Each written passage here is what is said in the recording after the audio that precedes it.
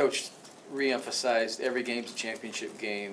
We prepare like we do for everybody, but especially for an in-state guy, does it take a conscious effort to control emotion when it's a rivalry like this? I'm not really an over-emotional guy, but I really just love the game of football, and I always prepare every single game like it's my last. So that's what all of us do, especially on the defensive end of the ball. Not saying that Michigan State not trying to slight them or anything like that, but it's just another game really on the schedule. Other questions for these guys? Please raise your hands. We'll make sure we get a microphone to you.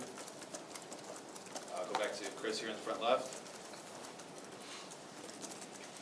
Ben, what's this rivalry mean to you as an in-state guy?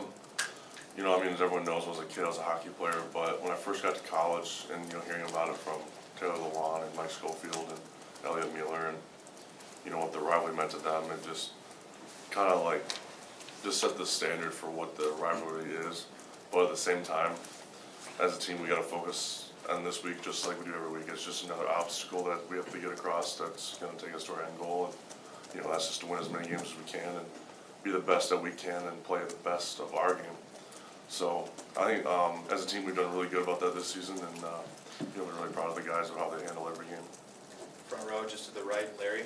What memories do you guys have of the last punt last year and the aftermath of how you felt? Braden, I think Braden was on the field with me. Yeah. We were on punt last year, and obviously it's a devastating play. It's a shock. You kind of scratch your head, say what just happened. You know, it's played on the Big Ten Network probably once a week, so you flip to the channels, you see things like that. But at the end of the day, we're a new team. It's a new season. You know, we fix some mistakes. You look at the past and you kind of say, what can we do to get better? And that's what we're doing this week, and you know, each and every week going forward. It was a learning experience. You know, we just corrected what happened on special teams, and we moved forward.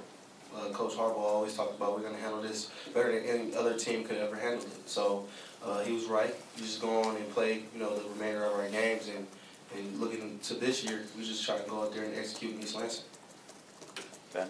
Yeah, I mean, you know, you look at it last year, like Chris said, we were out there in the field, and I think Jordan said it perfectly. You know, you look at what happened, and you move on, and you focus on the next thing that you have in task. I mean, it's just like in life. You know, something goes wrong, you look at it, you learn from it, and you move on. That's all you can do. Going back to the left, second row towards the middle. Adam. A two-part question. First, Jordan. Last year, you and Aaron Burbridge, you know, battled very aggressively against each other. I guess when you look at Michigan State's receivers with Corley, Medeiros, Felton, is there one guy that particularly stands out to you? No, they have a good core. Those guys can get open and make plays.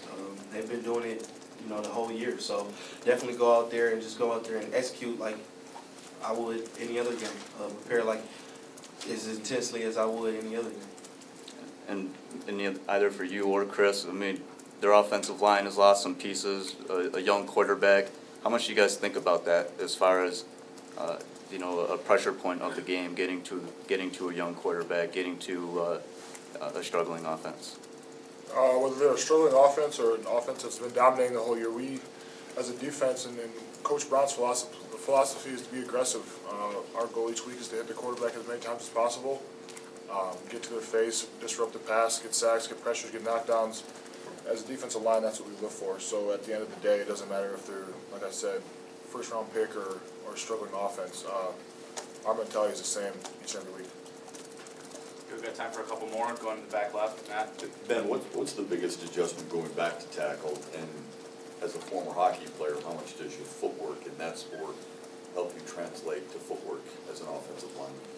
I mean, with hockey, it's fast, there's speed, and there's always quick transitions. So you know, the footwork of being out on a tackle, things are faster, and you know, the guys are lighter and they're quicker and much more agile. I'm not saying the guys inside aren't agile, but just the general consensus is that everyone on the outside is faster. So I think just having quicker footwork and just trying to get used to the game does change when you get to the edge. So my biggest adjustment is just getting used to the technique and the speed changes, and been working with Eric Magnuson a lot and just kind of things that he's brushed up on, and just kind of get things back under my feet because it's been a couple years. So, but honestly, on Saturday I felt comfortable. Just got to keep looking at the little things, and just like I would a guard. Okay, what did I do right? What did I do wrong? What do I got to work on this week? What do I got to keep improving? there. Got time for one or two more. If anyone else has questions for these guys, go back to the front left. Chris?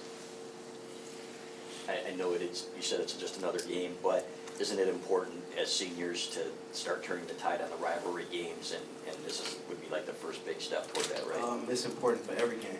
So if we look at every game the same and intensely focus on every single game like it's our last, then we'd be undefeated. I mean, that's the plan. That's the ultimate goal, is to go undefeated and not look at any game as one better than the other and one weaker than the other. Is to prepare like we have nothing else to prepare for, and that's really our mindsets. That's Coach Harbaugh's mindset. That's the defense, that's the offense, special teams mindset. And that's really how we look at it. We can't look at Michigan State as, I guess the end-all be-all, because it's not. Because if we win Michigan State game and lose the other games, it really doesn't matter.